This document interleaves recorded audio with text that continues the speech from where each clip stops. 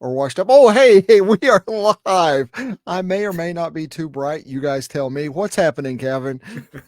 Oh, I can't wait to see these comments, Doug. Doug has asked the question: is he too bright? Lighting Please wise, I answer mean, I, below. I I feel like there's my key light is well. First of all, it's blinding, but we're not here to talk about lighting. We'll do a separate podcast or a codcast, whatever that is for lighting. What's up, I wrestling can fans? I can see them topping now. Not too very bright. Doug, it's Uh, the Two Bros Wrestling Show. What we're here to talk about tonight, we got a lot of jewelry that we're talking about tonight. we're talking about jewelry tonight. Well, Oh, we're I talking about get it. Jade. We're talking about Crown Jewel. We got I lots of get it. jewelry coming up. I was like, I did. I misread our notes. Are we talking about title belts? Did I miss accessories? Before we get into the bling, let's talk some opening bell stuff, right? Let's get Let's some do it. news. Let's do it. What's Uh, happening in the news?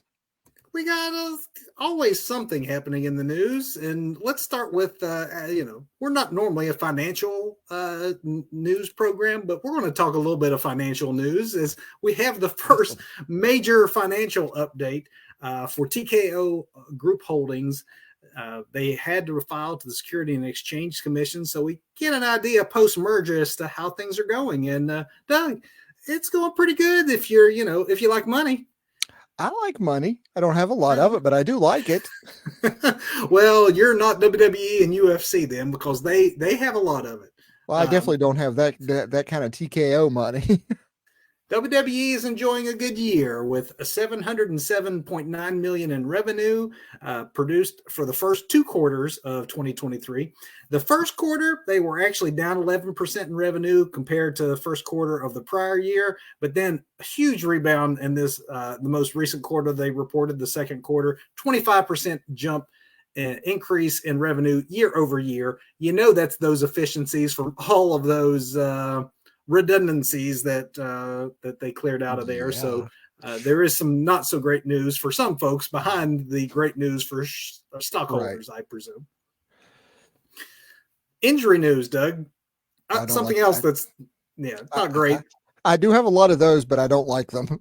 I have more of those than I do money, I think. You have more injuries than money. I believe I So might. does poor Daniel Bryan or Man, I Brian know. Danielson. Come on. The injury from Dynamite a week and a half ago is not a work for those of you who presumed it was. The match was set to end on an injury angle, but the injury itself that it was scripted for is actually a real one. Just didn't occur in that contest. It turns out that the real injury occurred a few weeks back when Danielson took on Andrade El Idolo. That was Brian's been working great. hurt since then with a broken orbital bone. Yeah. I don't Ugh. have one of those. I hope you don't either. I didn't know. Not yet, but I could fall at any minute. I could fall out of this chair and have one of those real soon. It's gravity. Well, Brian got his the hard way, but how we're not quite sure. But that Andrade match put him out for what is the rest of the year, which is not ideal to lose at least 2 months from what's been announced as the final year of Danielson's full-time wrestling career. Hmm. So yeah, not great to when you've pretty much announced your retirement and then lose a good chunk of that to injury. And he's not been back that long from his last injury. So hate to see that despite the fact he's still putting on some of the best matches in the world, that the world's greatest wrestler is still going to go defeated against Father Time, I'm afraid, who is still Gets us undefeated. all. Yeah. Gets us all. It should be said that even though he's supposed to be out for the rest of the year, I'm sure that he is planning to get back as soon as he can in 2024 because he just officially announced the challenge Hmm. He's got to a Kazuchika Okada. he's got a date in early January, doesn't he? That's why he has to be back. Hopefully, it all Right. works out that happens. Having Brian Danielson at Wrestle Kingdom, pretty cool. Yeah. While we're talking AEW retirements, Doug, Sting, as we've spoken about on here previously, is on his way out as well. Obviously, he is having his final match at Revolution 2024. We've talked about that here on the show. That's typically in March, but we have since found out via interviews with Sting that he originally was going to retire at the end of 2023, but then Tony Khan pitched to him that he could have Sting by his side for this final run. And Sting says that is what changed his mind in order to go for longer, is to have that on-screen time for those extra few months with Ric Flair. So Tony Khan's gift to Sting was another human being. When you're a billionaire, Doug, you can give human beings as gifts, apparently. Okay, cool. And this enticed him to stay on because now Sting has a Ric Flair. I want a Ric Flair. You know, Doug, maybe once Sting is done with him, maybe Tony will give you a Ric Flair, because even though Sting is done in March, apparently Ric Flair will not be, because it was announced this week that Flair is all elite. Tony has signed a multi-year contract with Ric Flair. To do what? I'm not exactly sure, other than, you know, we know what he's doing till March with Sting. But as part of this arrangement, Doug, Woo Energy, Ric Flair's energy drink, is now the official energy drink of AEW. Woo Energy. Oh, so expect a lot of on-air product placement. And Doug, I imagine Tony Khan might start paying you with cases of sparkling mushroom elixir. Sparkling mushroom elixir. That is what it is. I'm not making that up. It is apparently the priority blend is mushrooms. Oh, it's one of those drinks. Okay, it's like that mud water stuff. Okay, all right. I mean, Woo Energy. Woo Energy, mud water. Okay. And, you know, Tony Khan, billionaire, buys human beings and apparently has all the money because Ric Flair has signed a multi-year deal. Okay, cool. I mean, you know, it's great that, you know, Rick's getting work. You know, maybe we can get another Steamboat Flair. I mean, you know, Ricky's on the payroll, so. It's true. And hey, since we're talking about, you know, Tony buying all the toys, he's announced another AEW signing this week. This week, they added to their roster by officially signing Dralistico. Dralistico is all elite. Dralistico, of course, the brother of AEW superstar Roosh, as well as WWE superstar Dragon Lee. So he couldn't have Dragon Lee, so he just got another brother? Tony is I will buy your other brother then. That's what I will do. I'm not sure how many brothers there are, but expect whatever your favorite federation, wrestling federation is, one of the brothers will be there performing very soon, I'm sure. Oh my goodness. How about let's talk some WWE talent, since we've been talking all this AEW talent, Doug. Let's do it. Let's talk some WWE talent. So we have an Intercontinental Champion who, at least for a little bit, will not be able to travel internationally. It's not funny, but it's not funny, but it is true. Yeah, Gunther, the longest reigning IC champion in history, recently revealed in an interview while in Germany this past week that it would be his last trip overseas for a while. Apparently, Gunther isn't allowed to leave the U.S. for the next 6 months due to very strict residency regulations. Gunther was born in Austria and now resides in Orlando with his wife, Jenny, former NXT UK superstar who recently quit the business after the closure of NXT UK because of concussion issues that she was suffering. The couple was married earlier this year. So sorry, international fans, you won't see your Intercontinental Champion at least for the next half a year. So does that knock you? Isn't there a show like in Australia right before WrestleMania? And then we got Australia coming up. We got Germany coming up. They've made some big announcements. I think Germany might be after that 6-month window, though. I think that's August. Okay. You can't have the man from Austria not be on the German paper, right? The first time, because they're definitely making. I mean, it's very obvious they're making a big international play. The American market really is kind of not tapped out, obviously, but the major cities in the United States, between AEW and WWE, you're starting to see it with some empty seats in AEW that they're having some hard times papering over with all the. I mean, you run these towns so often, the growth is definitely international, and those crowds are hot for this action. And so, yeah, that should be a good one. You got to get your Austrian superstar on the German pay-per-view for sure. Absolutely. Doug, we have some MLW news up here next. One of the company's major stars, Alex Hammerstone, has reportedly requested his release from the company. Really? Hammerstone, a former world champ, has a contract that isn't up until 2025, and it would seem from reports that MLW is not interested in granting him that release. On the other hand, they were quick to grant the releases of 2/3 of the Samoan SWAT team, Lance Anoa'i and Juicy Finau. Their former MLW tag champs, also family of The Rock, Roman. But they're now free agents. So interesting. Not sure why they would let the Samoan Dynasty folks go when there's such obvious storylines for them elsewhere. Alex Hammerstone, apparently they're sitting on him. It's interesting, huh?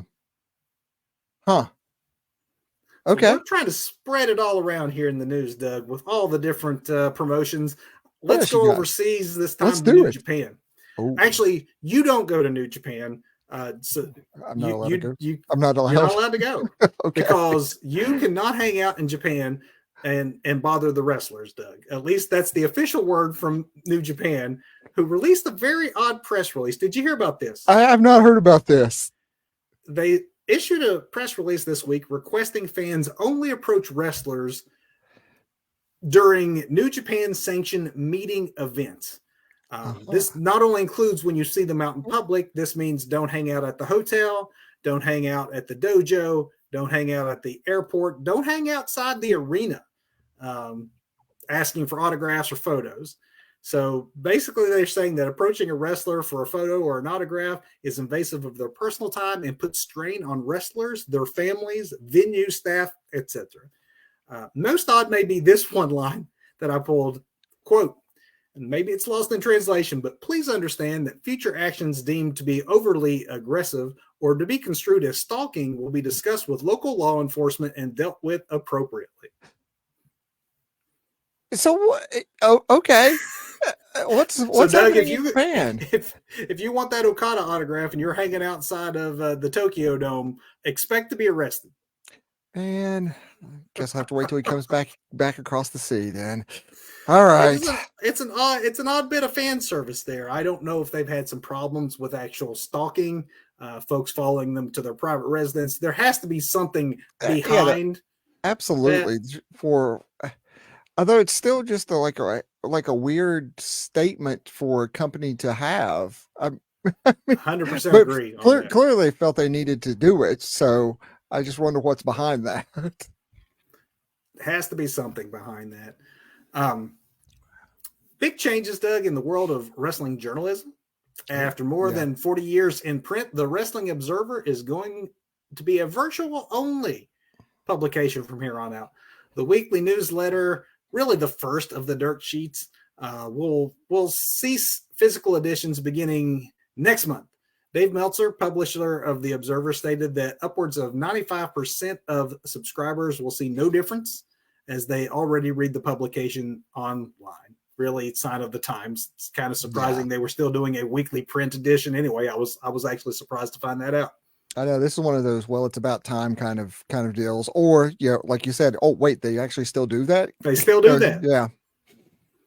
William Doug, our opening bell segment was some congratulations to NXT talent Gigi Dolan and Impact star Zach Wentz, formerly Nash Carter in NXT, on the couple's recent engagement. So congratulations to, we presume, happy couple. We will presume they're happy couple. As long as they stay out of Japan and away from the wrestlers. Yeah, don't approach any wrestlers if you're on the bill with some New Japan superstars. Exactly. Doug, with that, do you want to get on to our main event? Let's do this. Let's talk about Jade. Let's do this. But before we talk about Jade, let's talk about Crown Jewel. Let's save Jade. All right. Okay, we'll talk about just general impressions on Crown Jewel from yesterday. We're not doing a full recap. Doug, I imagine we're probably going to we don't compare notes on our big finish. I have more thoughts on Crown Jewel coming in the big finish. As But do in I. general, overall, it's the 10th edition of Crown Jewel. For the last 3 or 4, Doug, I feel like they felt more like actual pay-per-views instead of just glorified house shows. So that continued for me yesterday with good build, a couple of good matches, some consequence. I think that overall that's a good thing as opposed to just feeling like throwaway shows if you're going to do them. I agree because I think early on these shows felt more like fan fiction for the Crown Prince than anything. Even beyond glorified house shows, it was just like, Yeah. they often say that old school WWE was made for an audience of one, which was Vince McMahon. I always felt that the Crown Jewel shows were for the Crown Prince early on, and just to promote the kingdom of Saudi and try and turn an eye away from some of their other questionable things that they're known for. But Yeah. Like killing and such. I Sorry. was trying to keep I us on went the there. air. Where this video is now going to get suggested to no one, but yeah, you're absolutely right. Those nasty things, those unaliving of journalists and such. But these last few premium live events have felt like another event on the yearly calendar with much more WWE storyline to them and much more what happens there is actually important. Clearly what happens there is actually important because we had some major changes with this one. That was one of the other good things I had is that we actually had some title changes and things that we might get into here in a little bit. But I think that shows that it's not skippable like they used to be. To your point, though, about used to be a audience of maybe a few, the Crown Prince and his family. Yeah. If you recall, those first couple, didn't they actually around the ringside area, like a lot of the family and cabinet members and upper echelons of Saudi society were there, and it gave kind of a weird feel to the show because those folks were not so much into it. Another thing I thought is good about Crown Jewel now is that it appears to be in front of actual fans because these fans tend to be really hot, and those first shows were not that. No, they were not. Yeah, they were not that. Was those very awkward, just people. Yeah, I don't know. I'm not sure if the audience did not know how to react to something like that. The spectacle that is WWE or any wrestling show, or if they weren't into it, or a combination of both, or I don't know. But they were not hot in the beginning. Clearly, that's improved, and like you say, they've got fans there now, which is definitely good. As far as the bad goes from yesterday, for me, for a while there, it felt like the Saudi Arabia branch of AEW with like a 4.5 hour runtime. If you included the pre-show, WWE had gotten much better about brevity and making really concise 2.5, 2:45, the way a pay-per-view should be. But 4.5 hours if you included the pre-show on this one, and that was too long. I think it was too long, but I also got to think, it's a trip to Saudi once a year, so let's give them a little extra. Maybe not necessarily air all that for us, but give them a little extra. I think like 2 or 3 times, sometimes a year. So, but maybe the whole dictate about shorter shows doesn't apply because there is a contract here. There is a set number of shows, and they're actually behind on them, which might be why they're going multiple times a year because the pandemic kept them from going. Right. Maybe they're mandated to put in so much time in front of the crowd. I did think that even though it was a hot crowd, that the crowd started to tune out there and get pretty quiet in the middle. They picked it up at the end. Yep. I don't know. And again, I don't know if it's culturally telling that the quietness was most felt during the women's contest, which were both actually pretty strong and deserved some better responses. But you felt the same? Yeah, I absolutely thought the same thing. Yeah. I'm hoping it wasn't just a cultural thing against the women because they were working hard and did not win the crowd. No. The crowd didn't come back till they saw Cody, and then the crowd was back. And then I guess the only other bad, Doug, and maybe we can talk about this again more in our big finish, but and I'm sorry, I know you're a fan. I've been impressed up to this point, but maybe the first below average Logan Paul match. Oh my I, goodness. We have to talk at the end of this show. That's a good segue then. I love disagreement. Oh, by the way, before we do move on, though, thank you, Doug, for covering for us last week and putting a great preview for this Crown Jewel event together. If you didn't see it, fans, it's worth checking out. I felt like I was selecting my players on a video game. I was ready to play. It did have very much a video game feel to it. Oh, I loved it. It was really good. And actually, I was ready to praise you on your graphics and then tear you down on your predictions, but I actually think you got quite a bit of them right. So I can't do that. I think I may have missed one or two, but I got the Logan Paul match right. You did get the Logan Paul match right, so definitely more to come in our big finish. But we didn't want to take the entire main event topic tonight to talk Crown Jewel, but we did want to acknowledge that these aren't just house shows. Yes, it's on 1:00 in the afternoon on a Saturday. It still felt like a pay-per-view. There was some good stuff on there. We'll get into the best of it and the worst of it at the end in our big finish. That's a teaser. Doug, let's go from one jewel to another. Let's do it. The color Jade. What do you say? I'm so ready for Jade. Green is my favorite color, and Storm is one of my favorite X-Men. So, it's a double whammy for me right here. And everyone should be talking Jade. Actually, it feels like everyone is talking Jade Cargill. You talk about a free agent signing that felt like a big deal. It's one thing when you see Cody Rhodes go back from the company he created. That was huge news. This is one of the first times, though, you've seen a star actually choose to leave Tony Khan for the land of WWE. Doug, let's start maybe a little bit in Jade's background, because let's back it up a little bit. Yeah. We should point out, this is not really, it's her first go around on the roster.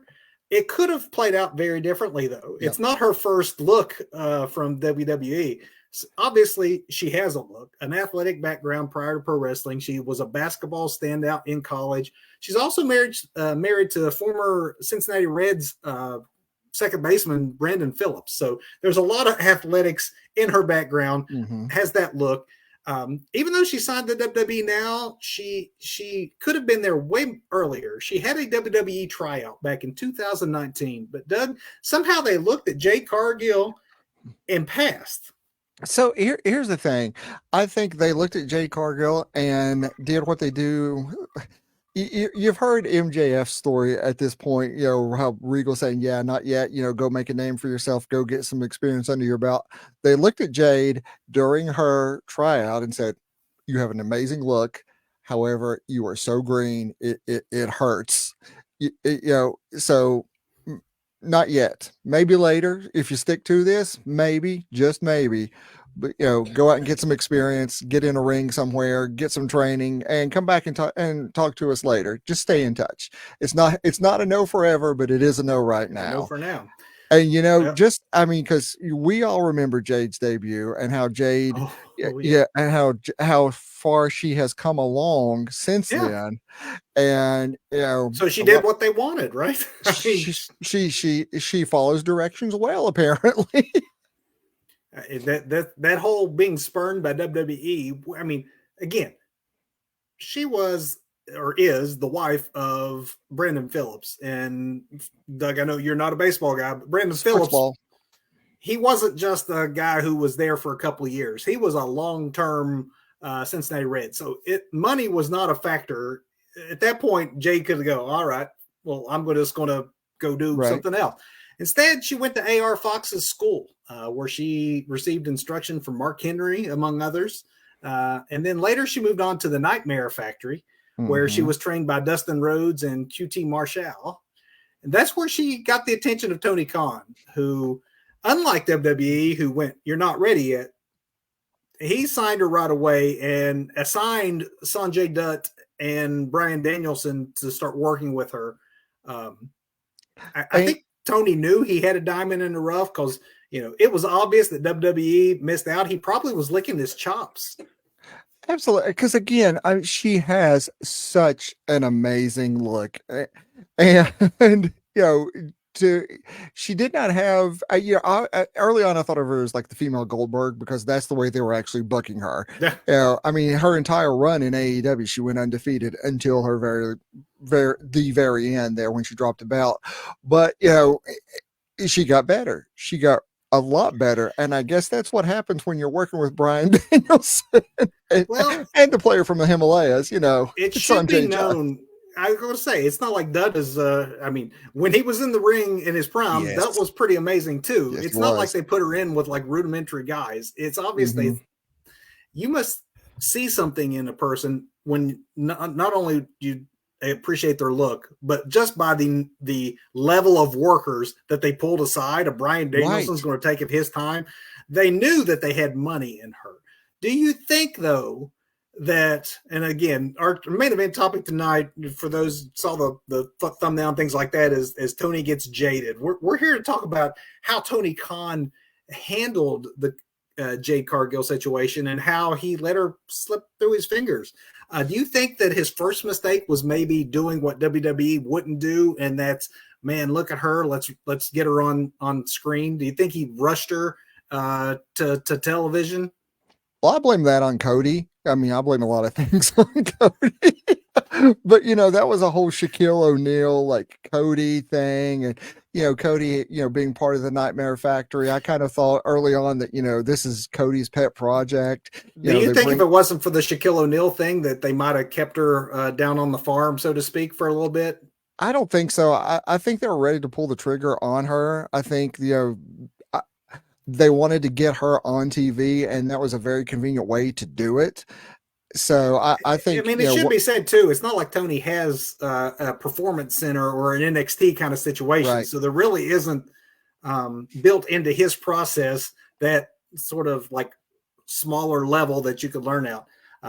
Especially once they got rid of the dark wasn't a thing. I guess they could have done that for a little bit, but it's not quite the same as the instruction that you get. So for Jade, it was really on air training. Like we watched Yes. her. Yeah, we Uh, watched her develop on air. Absolutely. you mentioned obviously that famous debut teaming with Shaquille Yes. O'Neal in 2020. Doug, I don't know what you thought. I think I remember us talking about it at the time. I was not impressed at first. Even her mic skills at first were lacking, but Yes. quickly she figured that part out. Yes, they were. And she did need a mouthpiece very early on, but I mean, it clicked. She came together. It wasn't overnight by any means, but I think there was a very high level of athletic ability there. Clearly, she's willing to do the work. I mean, you look at the work she puts in to be in the condition she's in. She's willing to do the work, and she got better, and she got better, and she got See, better. You know, see if you agree with this. Do you think the whole Goldberg treatment was maybe less to do with her look, which was obviously the kind of athlete that you would think would run through people, but to me, I think that they went out of their way to protect her, despite rushing her to TV. I think that was the reason for the short squash matches. Much like absolutely, Goldberg, absolutely. I you think couldn't go 6 minutes, so you better make it 4. absolutely. I think that's absolutely why they went with like Goldberg style there because there are lessons to be learned from Bill Goldberg and his WCW years where you see him once he gets into longer matches you start to see the chinks in the armor. You start to see the whole thing fall apart and realize, oh, that's why he did those quick matches. I think it was the same thing for her, but in doing that, they protected her while also like it's not not only on the job training, it's on air training that you're getting to see with her. So initially, absolutely, and then once they got to a point where it's like, okay, she is much better of a worker now. She can work, but I wonder how well she can work compared to like NXT stars that are about to get caught up because I love what they're doing with her in WWE, but Yeah. I question why nobody's pulled the trigger other than just let her walk around and talk to some people and Well, they may. I don't know.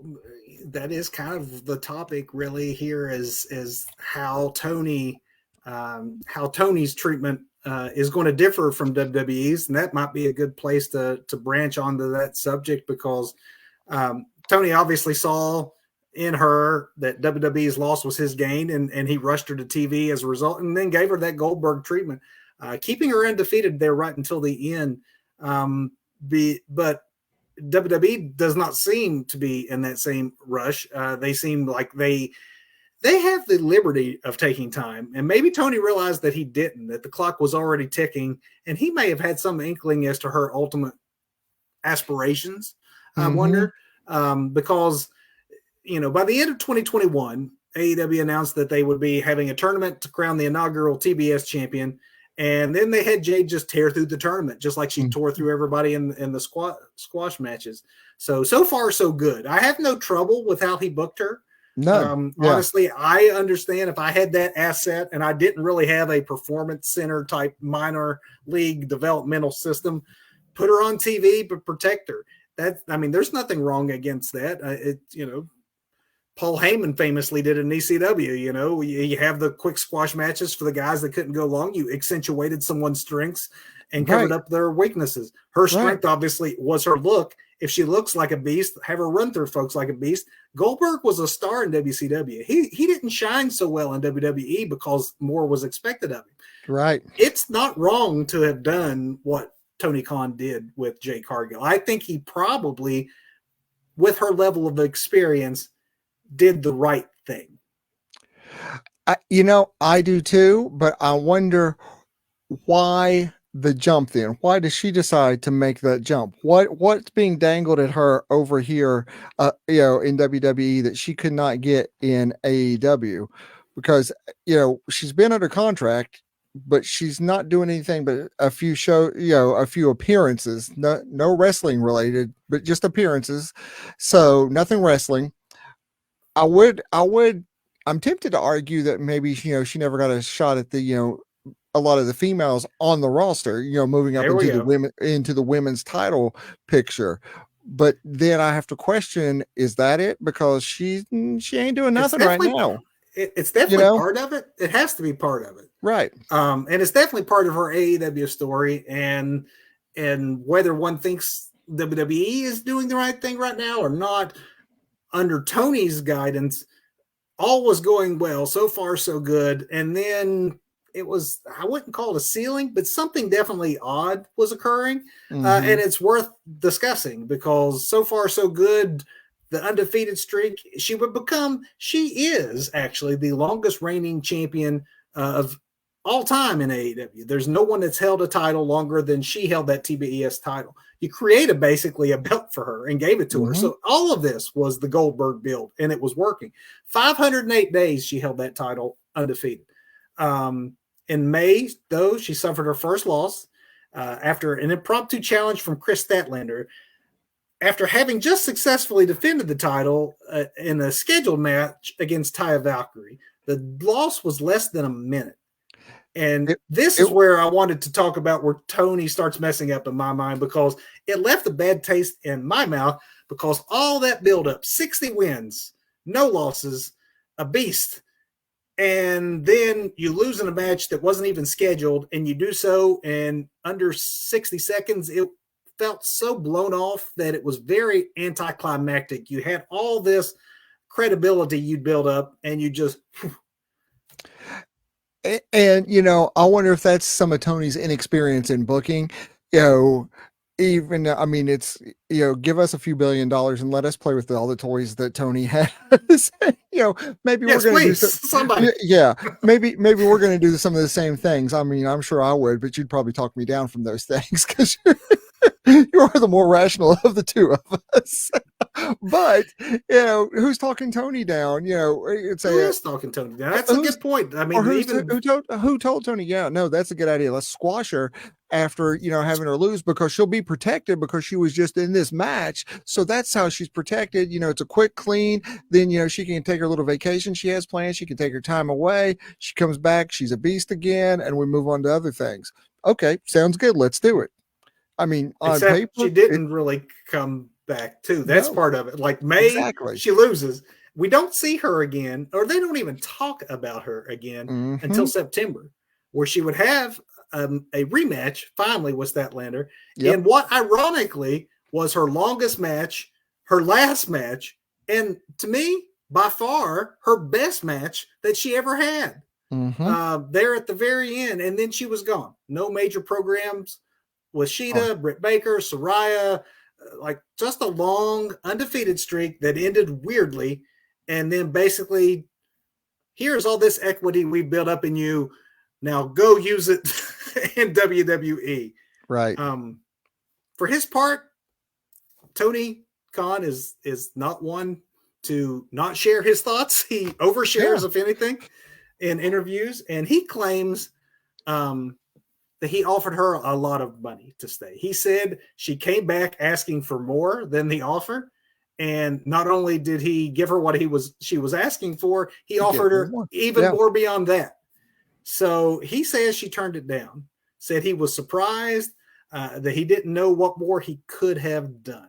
He said even when that last match against Statlander, he was hoping they could come to an agreement at the very last minute. Doug, do you believe that story, or do you think that Tony is retroactively making excuses? Do you think a Tony Khan billionaire type made the offers that he is saying he made? Surely if he wanted to keep Jade Cargill, he could have offered her enough to convince her to stay. Well, I do believe that, Tony throws a lot of money around. So I do believe, even though there absolutely no wrestling promoter has ever lied to me or you or anybody watching this show. No. I believe Tony's telling the truth in this case, because the man historically a truthful class of individuals. Exactly. The man spends, outrageous amounts of money to get, songs in perpetuity, or it's just as one-offs. So I think that, the money offer was on the table. My question is, what could Tony not offer her? What did he not offer her? Where was her, what's her story to finish? Where's she finishing her story? Why does she have to bounce to WWE to finish her story? I'm playing a bit of devil's advocate here for the sake of discussion, conversation, and see what your take is. But I believe Tony too. Tony doesn't care to throw down some money. If the man said he threw down some money, I think she just wanted to go. I really think that in this case, there's a lot you can question that comes out of the mouths of billionaire wrestling promoters, but I believe that he doesn't want to see Jade Cargill and his hard work go to the competition, which is exactly what she did. Within a week, she was at the Performance Center. So I don't think that, I'm not sure there was much he could do there at the end. What I think he could have done was why he actually had her. And that would be to make her happy and satisfied with the creative he was giving her there. So Cargill has made it pretty clear in her post interviews. Now, granted, she has been excellent by not burying her former employer. She has said very clearly that she appreciates Tony. She appreciates AEW. She appreciates the platform. But she made it also pretty clear that she wished that she could have worked with the women who were holding AEW's main title, but said that was not in the plans for her.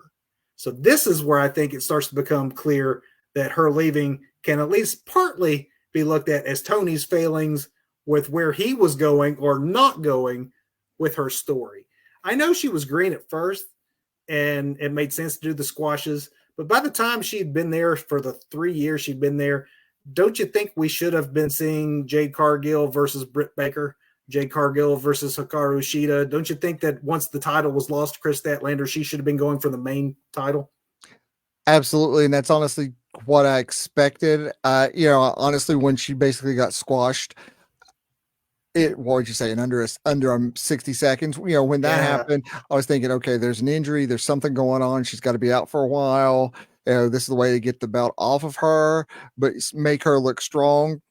Again, that whole promoter thing, let's make her look strong because, she gets defeated after, a intense match where she wins, but it just never really transpired, did it? It just wasn't in the cards. And what wasn't it? I wonder why. Cards?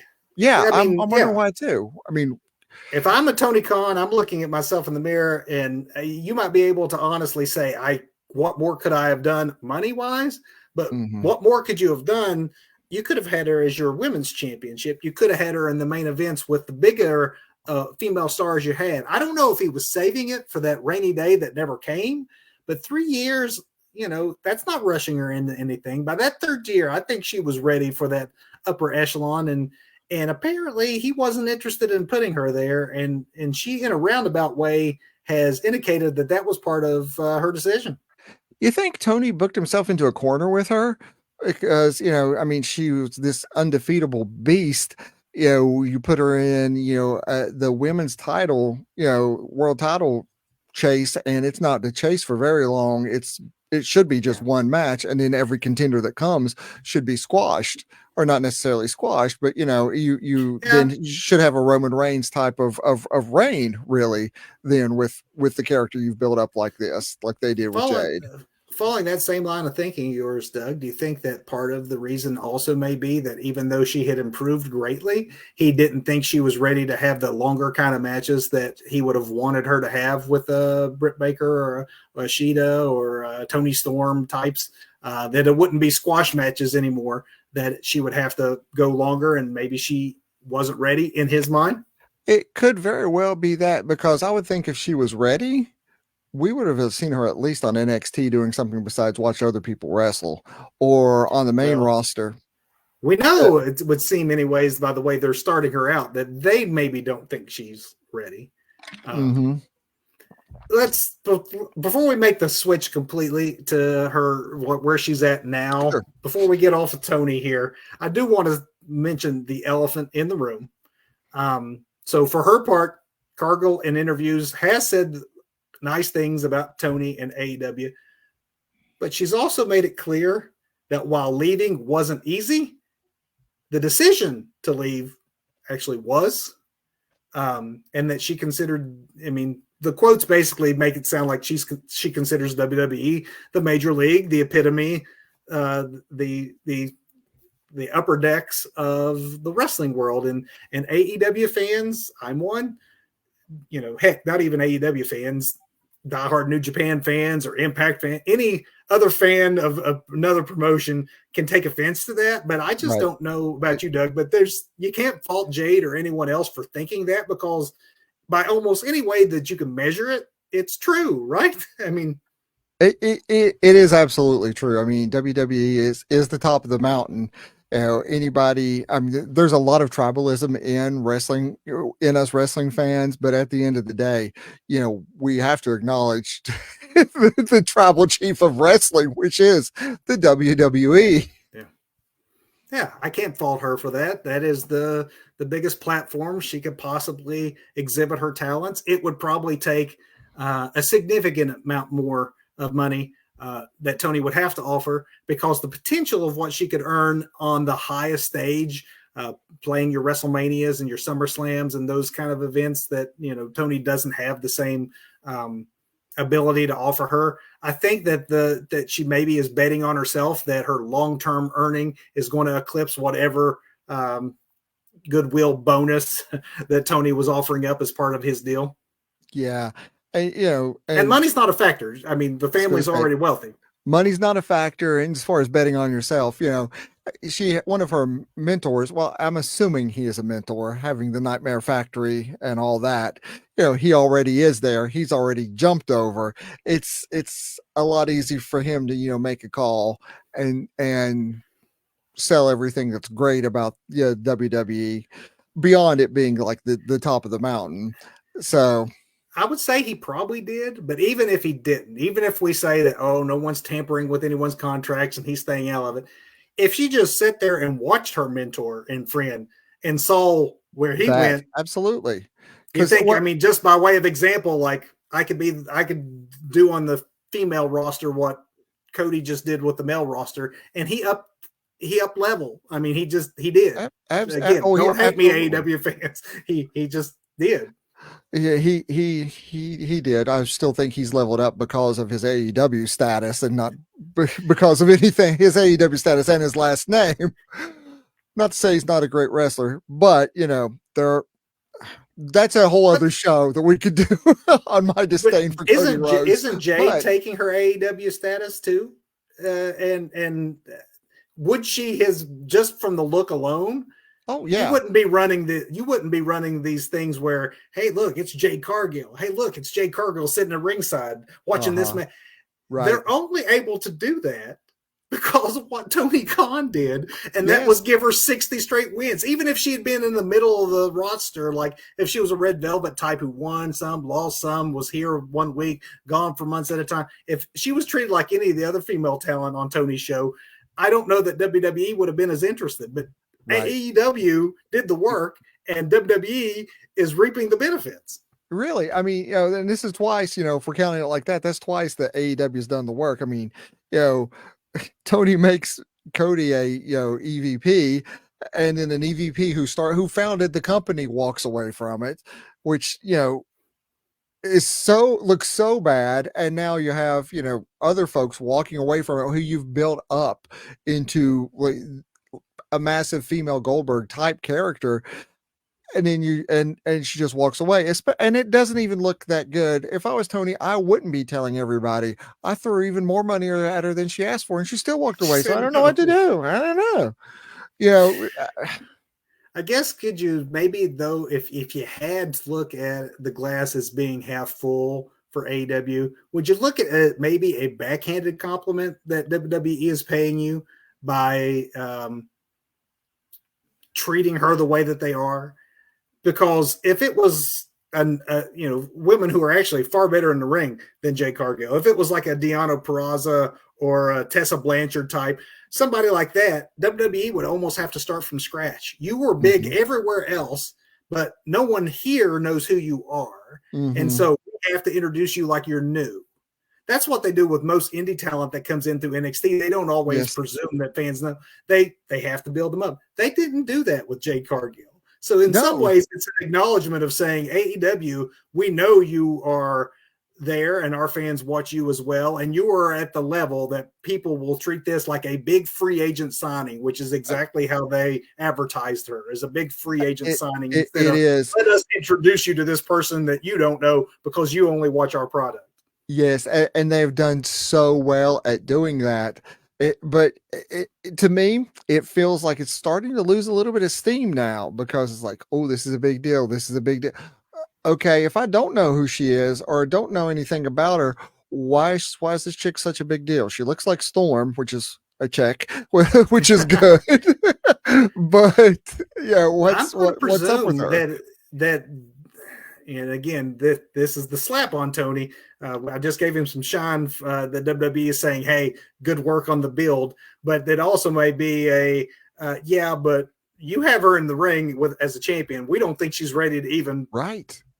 We're not even debut put yet. we're not even putting her in a ring with anybody. We're going to let her walk and talk and let everybody know Yeah, what a big deal she is. And, really, they're giving her a Brock Lesnar type of treatment here.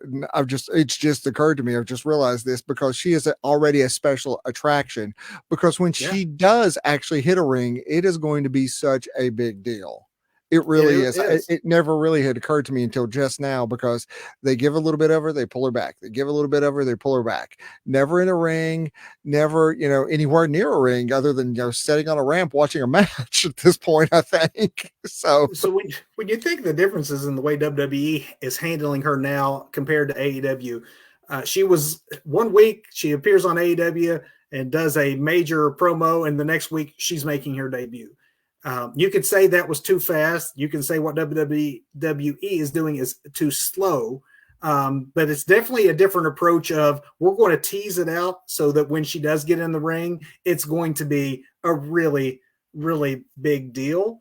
And she has been on it's little bits, like there she is showing up in mhm, a limo at a pay-per-view, and then there she is meeting the general manager of Raw or the general manager of SmackDown. She's sitting in a throne at right. NXT. I Got a think in some ways, little screen time with Charlotte. yes, just letting that anticipation build. While I presume polishing her up a little bit in the ring, but she showed in that last Chris Statlander match that she's ready to go to that next level of competition and have those longer form matches. So I don't think that it's going to keep her out of the ring for very long. I I think they're don't think probably so. waiting for, instead of just, and Tony is not a man who's been known for his patience. And so, there's matches that happen all the time that you think should be probably saved for the pay-per-view. And Yes. as fans, we love them because, I mean, they're great and they're on TV, but they're there, they're gone, and then it's on to the next thing so fast. WWE is definitely going to, I don't know, maybe a Royal Rumble, maybe a Survivor Series. I don't think they're just going to throw her out there on a weekly TV show. I think that they will advertise she's making her big debut, and it's something that they're going to be able to sell a lot of tickets for. You are absolutely right with that. They're not going to hotshot something where they announce, say, on a Wednesday, something completely awesome that's going to happen on a Saturday with absolutely no build to it. And it will be one of the most amazing things ever seen on TV and wrestling TV. Yeah, no, they're not going to do that. Yeah. And give it away for free. That is exactly what Tony does. And he gets so excited, he can't help himself but to speed things along. And I'm sure that seeing WWE missed out on this wonderful athlete, had this great look. I'm sure he just was so eager to just get the ball rolling with her. It's strange that he didn't follow it through to its natural conclusion of putting her in those main events with the biggest women on his roster. I have no doubt that WWE will not wait 3 years to have her in the ring with your Becky Lynch's and your Charlotte Flairs. That may be coming by the time we're doing this show in the new year. You never know. Yeah, absolutely. I do think that there's a good chance, though, that she starts on NXT. Just because she's been on all the broadcasts, but it seems that most notably she's been on NXT more on the regular, and especially if they think she needs a bit of polishing, there's definitely a lot of talented women down there and main roster ladies as well who will go down that they could definitely start her on NXT if they want to give her a softer landing spot. Yeah, I think she would excel on NXT. And I think she has that it factor. Put her in the ring with the right opponents, and I think she could thrive on the main roster because she's showing that she will do the work. She can do the work. She will do the work. And I want to see her on the main roster. I want to see her, launch off into a career in movies. And I want to see her on the phone with Kevin Feige, casting her as Storm in when the X-Men roll out in a few years. Hey, I'm all about it. I think that this is going to be a great success for all involved. Doug, the last question I'll ask before we wrap up to go to our big finish is, where and when do you think we will actually get that debut? Do you think it happens this year? Do you think they actually it's still got 2 months. That seems like maybe a little too long to go. You know what? I'm not sure I can answer the where or the when, but I have this fantasy booking in my head of the how, and it is just a complete squash of Nia Jax within like 30 seconds, a complete squash when Jax is shown what a beast she actually is, when there's 4 other women on her or whatever, and she does like the old school like giant thing where she throws all the other women off. Oh, maybe in a Rumble would be great, actually. It's a great Royal Rumble scenario, and she just comes out and squashes Nia Jax and then takes out the rest of the female division. There we go. That's the where, when, and the how. You could definitely cover for experience in a Royal Rumble match when all you have to do is a couple of those big strength moves and throwing women out. She would be the perfect person to completely tear. Okay, I'll say right now, I don't know that that's where she'll debut, but there is no way in the world that Triple H is going to have Jade Cargill on his roster and have teased her on all of his brands and not include her as even a surprise entrant if you don't announce her ahead of time. She's coming into that Royal Rumble, and she's going to have a big moment if she doesn't win the whole thing. She's going to be the one that eliminates half the field. Yeah, absolutely. Doug, I don't know if there's anything more that Tony could have done to keep her, especially if she always had thought of WWE as the major leagues that she was aspiring to. But I think we've done all we can to talk about it tonight. So what do you say? Let's move to our big finish. Let's move to the big finish. Because I think we maybe are going back to Crown Jewel from what it sounds like for both of us. We're there. There's a little Friday night in here for me as well. But I do. Where do you want to start? let's go ahead. Let's see. How do we do this? Because Usually botch. I do have a combo platter here with my botch and my performer. You know, so Go for it. okay, so both of those are going to Logan Paul. First off, because of that horrible, horrible botch.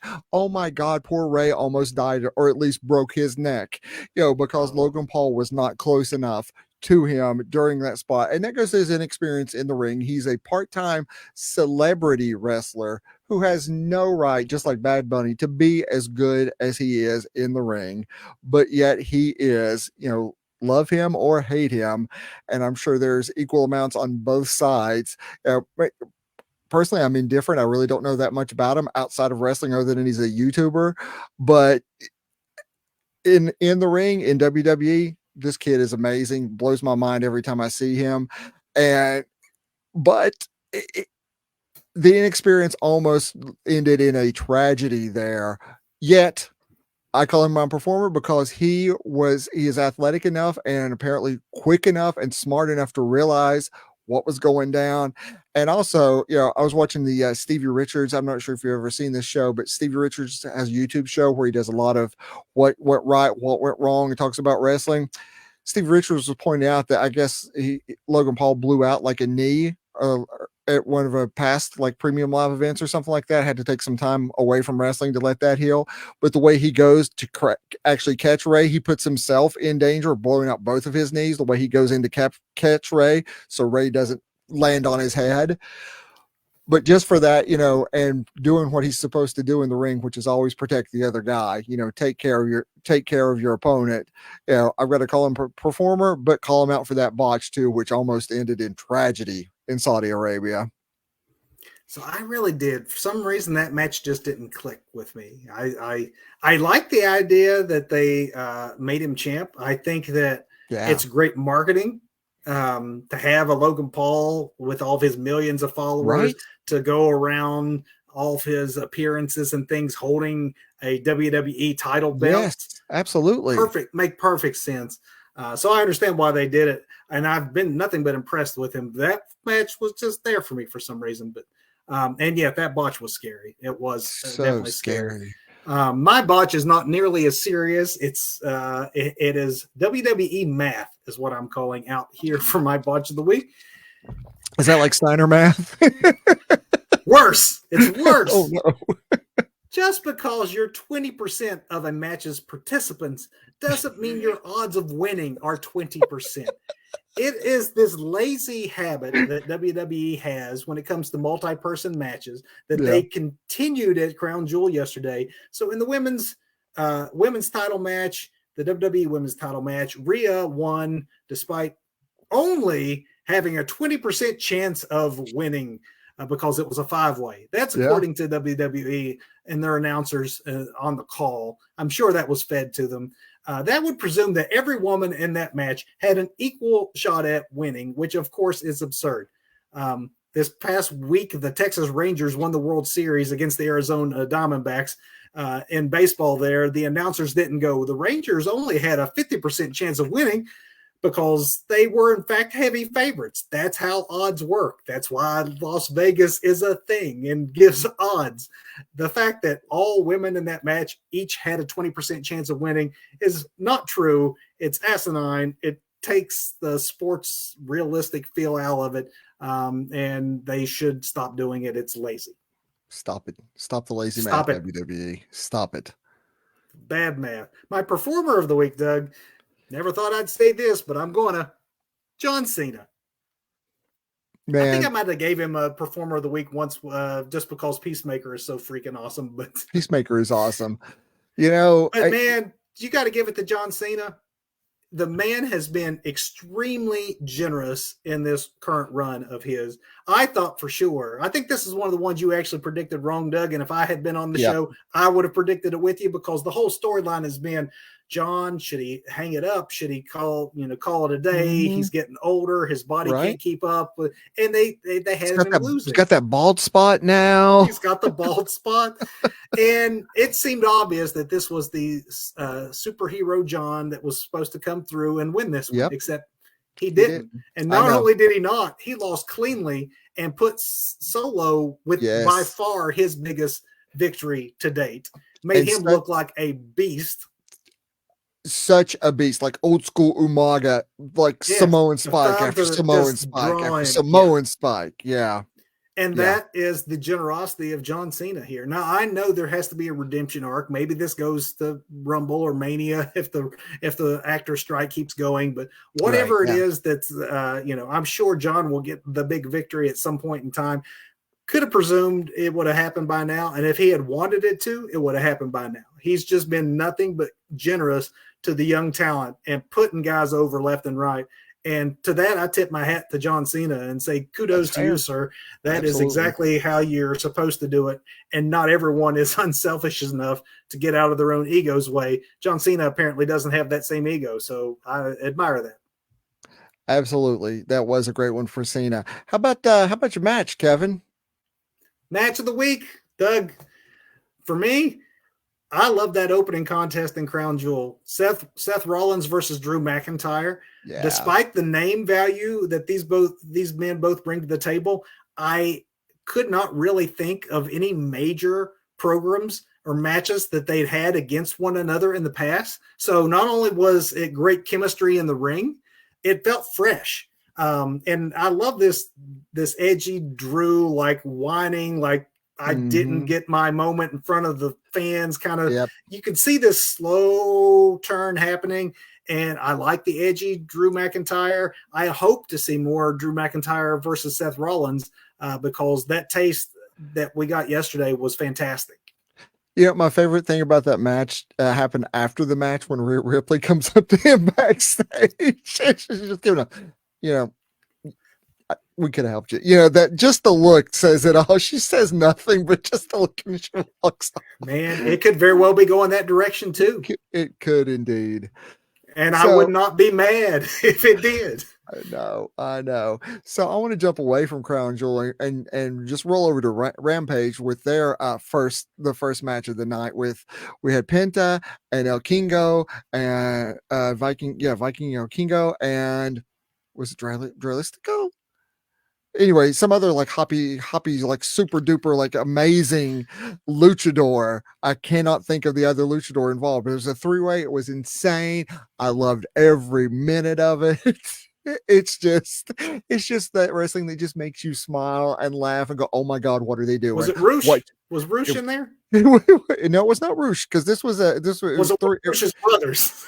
It probably was one of Roosh's, bro. I have to look up the match now because I was No, like, I know what you're talking about. It was fantastic. It was the Dark Order guys and no, this was no. That was the Rampage match. Yeah, you're talking yeah. about the Rampage match. Yeah, I'm talking about the opening Rampage match. We had Penta and Viking El Kingo and another dude in the mask, and I cannot think of his name right now. But oh my gosh, it was amazing! Just spot after spot after spot.